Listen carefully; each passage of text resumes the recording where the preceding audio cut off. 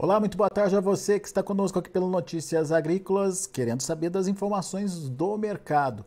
A gente olhando para Chicago hoje, a gente vê dois movimentos distintos. Trigo, por um lado, subindo, mantendo a trajetória de alta, trajetória, aliás, que já vinha sendo registrada em sessões anteriores, mas soja e milho tiveram um dia negativo hoje. E aí a gente vai entender por que está muito ligado com a questão financeira, com juros lá nos Estados Unidos, mas quem explica para a gente é o Aaron Edward, direto lá dos Estados Unidos. Aaron está olhando esse mercado de perto. Seja bem-vindo, meu caro. Esse movimento de hoje é explicável pela alta dos juros, é isso, Aaron? Exatamente. A queda do mercado de soja, primeiramente, estamos dentro de uma faixa de negociação. Então, e é mercado altista. Então, não acho que é motivo de muita preocupação. Ali, 14,80 aqui está sendo vendido e baixando aí de 14,50, temos achado compradores e eu imagino que isso seja a situação. Se cair muito, cair ali abaixo de 14,50 no contrato de novembro de Chicago, eu imagino que vão entrar compradores. A demanda está forte, o prêmio está forte, a demanda está forte. Agora, a queda de hoje, saiu a notícia dos juros, aumento de juros. Os governos, de forma geral, e o governo norte-americano de forma específica, está tentando conter a inflação e aumentando os juros. Então, ele está tentando desencorajar o capital especulativo de comprar commodities. Mas, com pressão de inflação, está numa queda de braço. E essa rodada de hoje foi de queda e o aumento de juros ganhou. Não é o caso no trigo. O trigo, os fundos especulativos estão com uma posição vendida, o mercado está crescente e explosivo para cima depois da notícia dessa semana com a Rússia e tudo mais, e eles estão numa posição complicada, causando aquele famoso short squeeze, que é eles têm que se desfazer da posição vendida comprando. Então, as altas de preço provocam mais compras que elevam o preço. Então, mesmo com essa notícia que seria baixista, o trigo ainda fechou em alta. Eu vejo esse mercado com otimismo, mas a minha opinião é que provavelmente vamos estar trabalhando dentro de uma faixa de negociação, pelo menos até não passar a safra norte-americana. E essa faixa você citou aí, 14,50 a 14,80, certo? 14,80 em contra-vendas, 14,50 em contra-compra, gente querendo comprar. Sim. E nós chegamos até passar dos $15. Então, abaixo de 14,50, a minha opinião é que demanda real, compradores que usam a soja, não compras especulativas, mas demanda entra comprando soja abaixo de 14,50 e acima de 15, ou às vezes nem chega a 15, como foi o caso dessa última arrancada de preços. Nós estamos encontrando vendedores dispostos com a entrada da safra norte-americana. Então, vamos ter que trabalhar ali. Para mim, é um mercado em faixa de negociação com tendência crescente, tendência de alta. E você estava me contando, Aaron, antes da gente começar a nossa conversa aqui, que outro fator que dá consistência para esse movimento, ou pelo menos não deixa acreditar numa pressão tão grande aí para a soja, é a firmeza do físico, a firmeza dos prêmios, é isso? Na realidade, essa semana, acho que foi ontem ou talvez foi sexta-feira, eu vi oferta de $1,10, 100 pontos acima de Chicago para quem tinha soja disponível na véspera da safra. Isso nós estamos falando, na época, com o preço de Chicago que estava, a gente estava falando de soja de quase $16, pago ao produtor para quem tinha soja disponível. Isso, na minha opinião, não é evidência que o preço atual está aferindo demanda. Isso é evidência que a demanda está disposta a pagar até mais do que a cotação de Chicago, e volta àquela questão que talvez o governo está conseguindo dar uma contida no preço de Chicago através dos juros altos, mas o mercado físico está falando: eu não me importo com isso, eu preciso da soja e não do papel.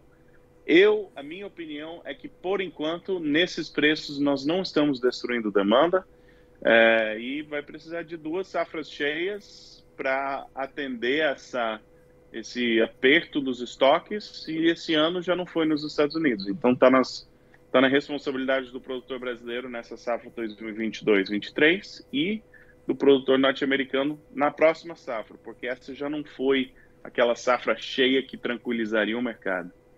Quer dizer, uma soja de quase $16 em pleno pré-colheita é um número interessantíssimo aí para o produtor, né?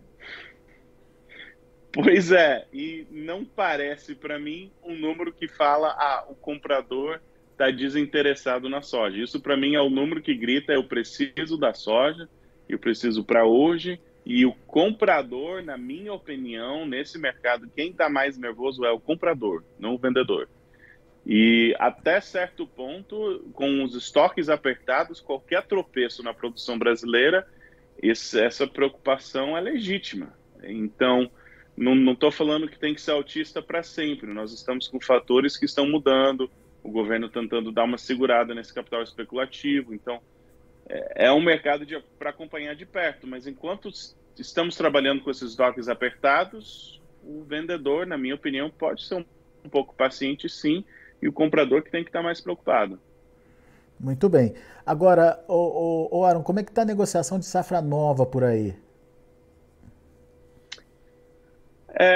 Grande parte das vendas de safra nova que tinham que ser feitas foram feitas nas altas de maio, junho. Então, nessa baixada que nós tivemos, julho, agosto, teve pouca pressão de venda. Não que não houveram vendas, mas o produtor norte-americano não está super vendido em patamares recentes, mas a maioria deles estão com um inventário que eles já se programaram para esperar e não vender na safra.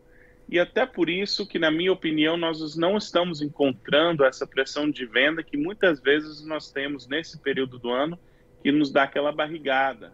O produtor está pensando: nossa, eu colhi menos do que eu esperava, já tinha vendido, os estoques estão apertados, vou esperar para vender. E até certo ponto essa postura, na minha opinião, é justificável. Prêmio forte, o comprador quer esse grão e o preço vai ter que achar o ponto em que o produtor abre mão dos grãos, e não tem muito produtor animado em vender agora não, nesses patamares. Muito bem. Agora, quando a gente fala dessa posição do comprador, a gente está falando basicamente China. O que está acontecendo com a China? A China vai precisar ou tem precisado de soja para fazer lá suas atividades, seus processamentos, Aaron? Como é que a gente entende a demanda nesse momento? Por que ela está sendo tão importante?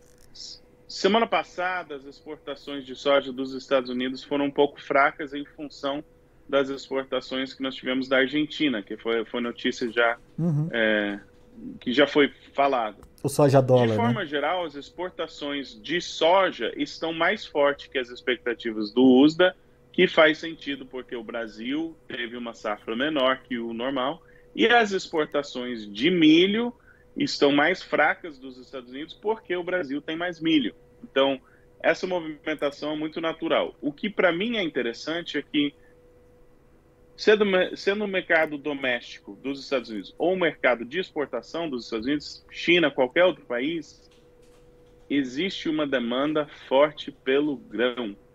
E isso, tudo indica, na minha opinião, que isso sinaliza que os compradores querem garantir seus estoques e ainda não estão onde gostariam de estar nas posições compradas.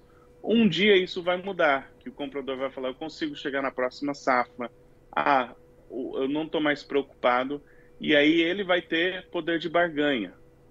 nesse momento, na minha opinião, esse não é o caso. Esse é o caso que hoje o comprador está preocupado de ter grão suficiente para ele chegar na próxima safra. Nesse caso, a próxima safra agora, os Estados Unidos está começando a colher agora, então a próxima safra é a safra brasileira. Ele tem que garantir soja suficiente agora para ele esperar a soja brasileira chegar. E tem demanda na China para isso? Essa pergunta é enorme, tá? Então, tem tudo quanto é notícia. O que eu estou relatando é que preços indicam que tem demanda pela soja. Tá. É isso que o preço nos fala. Então, se isso mudar, eu não estou acompanhando tanto a notícia. Não que eu não acompanhe a notícia, mas eu não estou colocando peso na notícia. Eu estou falando, olha, o mercado vai achar um preço que o grão troca de mãos. E esse preço hoje é acima de Chicago, que é raro para a véspera da safra. Beleza. Bom, então temos aí fatores importantes de, no mínimo, suporte dos preços aí, então, na sua opinião, Aaron? No mínimo suporte, no mínimo suporte. Vamos continuar acompanhando esse mercado, então. Agradeço demais a sua participação aqui com a gente no Notícias Agrícolas. Não é motivo de preocupação essa queda de hoje em Chicago. Talvez amanhã ainda alguma correção possa acontecer, ainda traduzindo essa questão da alta dos juros nos Estados Unidos, mas a evidência maior são as demandas, né? A força da demanda nesse momento, diante de uma oferta ainda incerta. Estados Unidos produzindo menos que o esperado, a safra no Brasil está começando agora a ser plantada, enfim, ainda é muito cedo, em um ano que tem laninha aí para acontecer.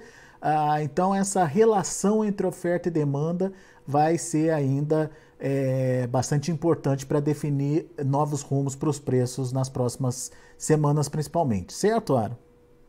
Com certeza, com certeza. Muito bom. Meu amigo, obrigado mais uma vez pela sua participação conosco aqui no Notícias Agrícolas. Volte sempre, Aaron. Até a próxima. Valeu. Tá aí Aaron Edward, direto lá dos Estados Unidos, trazendo as informações do mercado. Pontualmente um dia negativo para soja e milho, mas relacionado aí com essa alta dos juros nos Estados Unidos, que de alguma forma afetam as commodities. No entanto, o trigo ficou de fora. Pela condição de mercado do trigo, o trigo está muito, os fundos estão com posições muito vendidas no trigo, e isso faz com que esse mercado seja positivo nesse momento, na contramão das outras duas commodities, dos outros dois grãos aí. Mas o Aaron acredita que, no mínimo, a soja tem suporte lá na Bolsa de Chicago por conta da firmeza da demanda que tem acontecido, na visão do Aaron aí, de forma bastante robusta. Uma explicação ou uma garantia de que isso está acontecendo são os prêmios firmes lá nos Estados Unidos, prêmios que chegam a variar positivamente de 50 até 100 pontos acima da referência em Chicago, com a soja, portanto, valendo perto ali dos $16 para o produtor americano nesse momento. Vamos ver os preços, vamos ver como estão encerrando as negociações lá na Bolsa de Chicago, e você acompanha comigo agora na tela. Vamos lá. Novembro, $14,61 por bushel, 17,5 pontos de queda. A mesma queda para janeiro, que fechou a 14,67. O março, $14,68 por bushel, perdeu 17 pontos.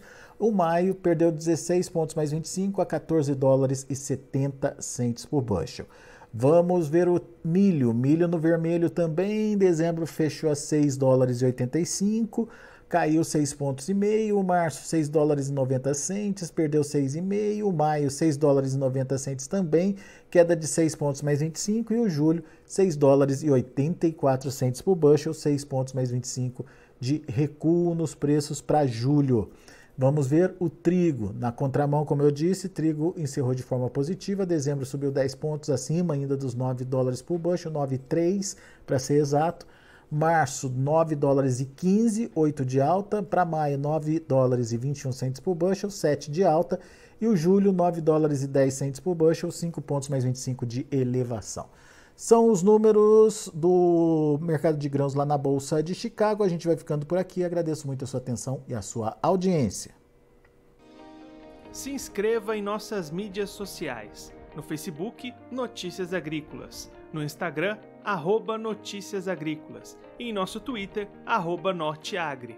E para não perder nenhum vídeo, não se esqueça de nos acompanhar no YouTube e na Twitch, Notícias Agrícolas Oficial.